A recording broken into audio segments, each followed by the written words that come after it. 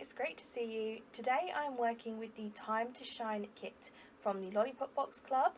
This kit is perfect for back to school scrapbooking or goal setting and those kinds of things. I'm using this month's kit to make a little mini flipbook. I'm going to use this to document a family member starting an important year of school. So I'm going to use it for a place for photos, all that sort of stuff. I'm not showing you the basics of how to make this because I already have a tutorial on my channel, which I will link down below, which shows you all of the measurements and how to make like the basic flipbook base. The little book, when it's completed, will be 3 by 4 in size, and I've decided to make this first part a pocket. So I'm just adding the piece of paper that I want matted onto there, and then I go ahead and stitch 3 sides and add a little punch so that you can see where I can slip in my little memento or whatever it is I'm going to keep in there. Again, all the measurements for these little pages are on the original tutorial, so I'll link that down below if you need all of those. I'm using my 𝓷𝓸𝓽𝓮 glue to put this together because it means I can move the paper around for a second, and I really appreciate that when I'm trying to get an even border on all 4 sides. Then I'm using my circle punch to create that little notch, and I go ahead, stitch all 3 sides, and I magically come back, there you go, and it's all done. I think I want to add something in there sort of poking out so you can see it when it's all closed up.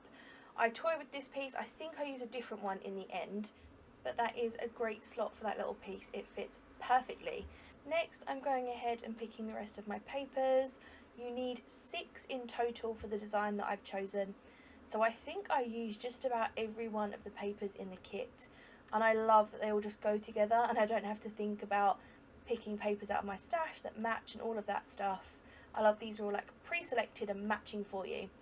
So I've got this little dandelion paper, the one with the chevrons, the blue watercolour, the border one that we used first, this little alphabet one, and I even use the grid paper a bit.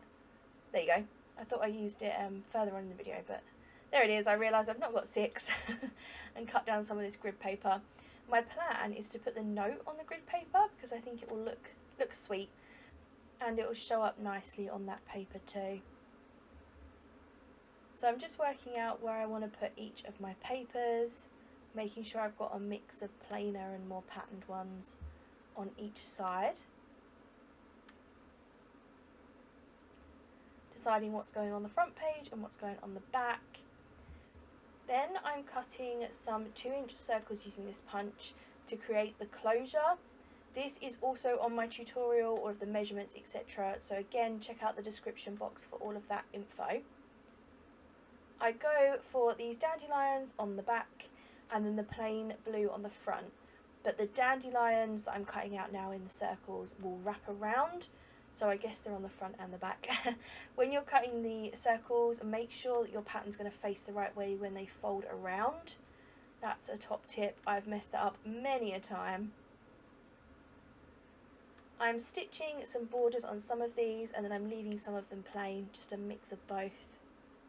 I've got white thread in my sewing machine, so that's what we're using. And a mixture of double-sided tape and wet glue to stick them down depending on if there's stitching or not.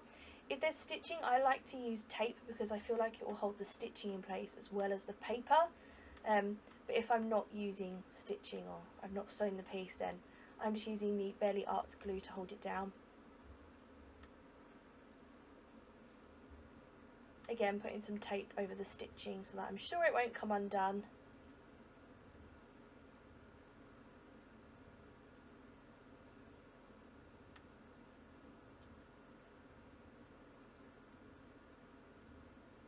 I will make sure to link the one-off kit and the subscription in the description box. So if you particularly love this kit and you just want to grab one of these, that link will be there. And if you want to sign up for a monthly box like I have, then definitely check that one out as well. I have seen a sneak of the next kit and you guys will love it. So I'm hoping to see some of you guys over on that chat group. There's a Facebook chat group, again I'll link that, and that's where everybody that gets the Lollipop Box stuff chats and shares projects, all that sort of fun stuff. So say hi over there if you see me.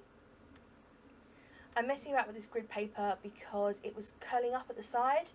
I managed to stop that mostly. It still does it a little bit, but I'm hoping the glue will dry and hold it down nicely, and if it bends, there's not much I can do about it. Adding the score lines onto these circles. I did sort of include a pre-measured space, but it works out to be too big. So after I do all of this, I just sort of bend it round the book. You'll see that shortly. And that's what I'm doing, I'm just making it fit. Folding those score lines and then using the first score line to place it onto that back piece. So I'm adding glue up to the first score line and then matching that up with the edge of the paper in the centre there. Just centering them as best I can, really. No measuring, probably should have, would have been easier. But I eyeball a lot of stuff.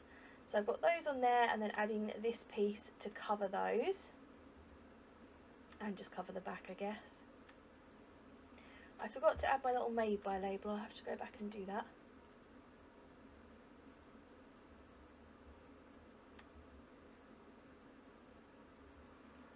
Then adding another stitched piece. I believe this will be the front cover, yes. So there you go, you can see me just sort of bending it around the book rather than using the second line. And I realised that because I have folded it around that pocket, it's slightly shorter the front cover, so I'm having to cut this one down a little bit, and I'm going to add some trim on the right hand side, so I'm not too worried about the fact that I've just cut all the stitching off. There you go, looking through my trim, so the green one is from a past Lollipop Box Club kit, the white one and this blue tassel one are from my stash. I end up disregarding all of these and going for a really pretty gold ribbon that was in my stash. Give me a minute to work out that I don't like the blue and that we're going to go for gold instead. Sticking this down with some more double-sided tape. I love how these look when they're all folded up and tied with a bow and they've got the charms and all of that stuff. That's my favourite, to sort of see them as a whole. So I'm making sure that everything that I add to the tassels and all that sort of stuff, or lack of tassels, is because I don't like how it looks as a whole, if that makes any sense at all. I don't think it matches the embellishments and that in the kit. So while I'm deciding on the trim, I am adding eyelets to these front two pieces.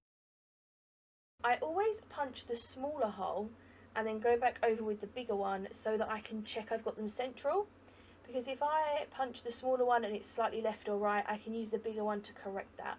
So that's a tip if you find that difficult centering things. This is the gold trim that I go for, and I decide to add yellow eyelets into the little holes. I already know that I'm going to use the blue twine that we got in the kit as my closure, so I want to make sure everything matches that. This is the twine that we get in the kit. I cut it in half and then thread it through here.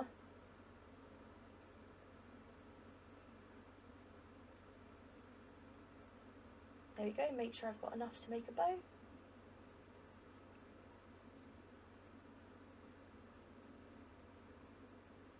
Then I'm hot gluing on my gold trim.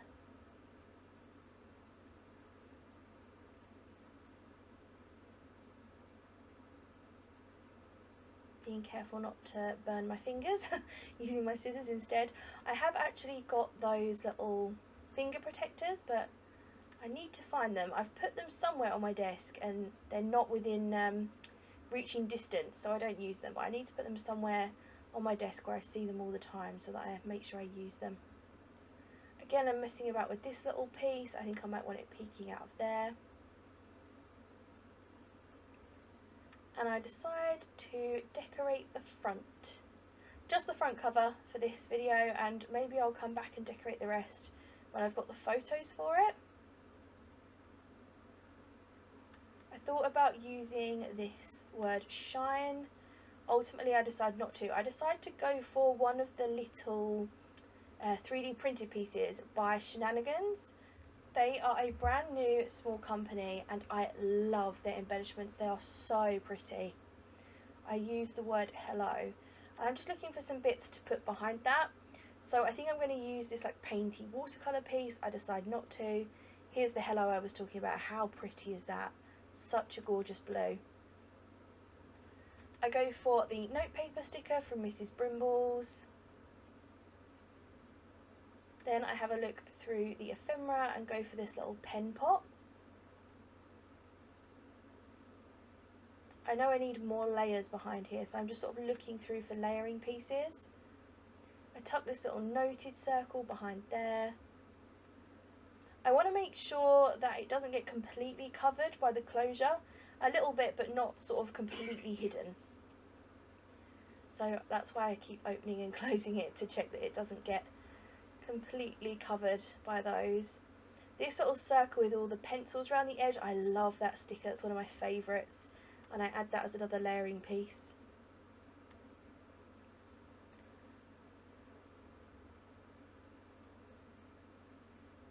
Then I'm trying to find something else to put behind here, and I spot the little pouch that Lisa made to put some embellishments inside, and it's made of a really pretty tissue paper, and so I actually cut that open and use it as a layering piece. There we go, this is the one that I mean. So she's just stapled it around the edge to hold some bits inside, and it is the perfect size for my little cluster.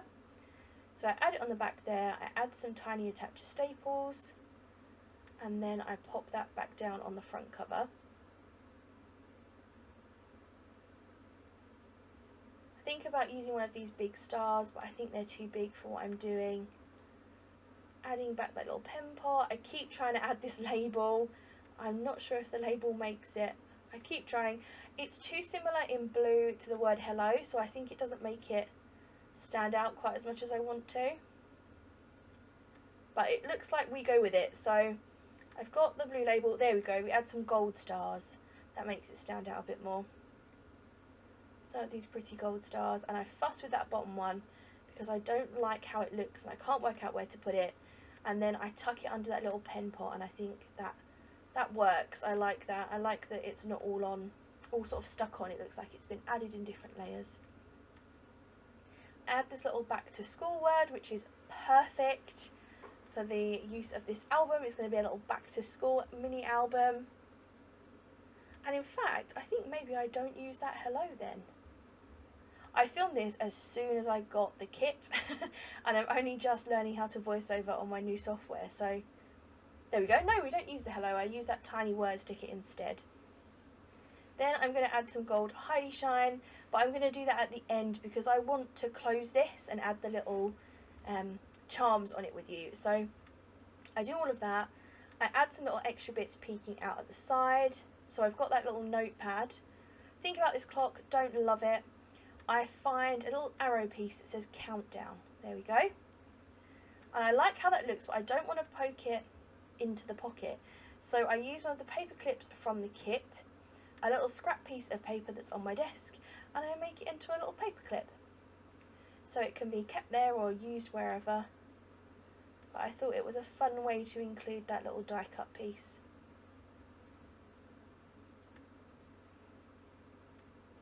Just adding some hot glue on either side of the paper, and then it just adds the paper clip on there nicely, and it slides onto the front of that pocket. There we go, and then it still peeks out at the side, which I love. So sorry, like I was saying, I will add some Heidi Swap Gold Colour Shine, but I'm going to do that after I finish the video so it has time to dry. So I'm adding the twine here, tying it in a knot. Then I'm adding on some pretty charms. So I've got the little alarm clock that came with the kit. I've got this gorgeous little mint tassel, a little red glittery globe, and then I've got this 2021 gold charm. So I'm adding on the tassel and the little globe.